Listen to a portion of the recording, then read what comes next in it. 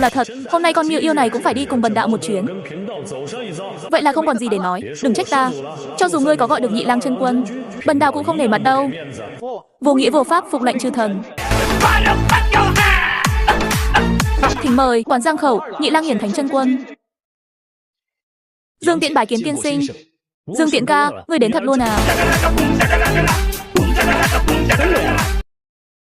Dương Tiện bái kiến tiên sinh. Đây là... Không phải ngươi nói muốn gặp Nhị Lang chân quân sao? Gia Mô đã gọi đến cho ngươi rồi đây. Yêu ngôn hoặc chúng, Nhị Lang chân quân há lại để một tên nhãi nhép như ngươi gọi ra được sao?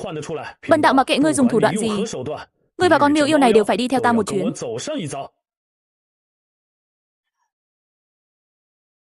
To gan, kẻ phàm trần nhỏ bé mà dám mạo phạm thần linh.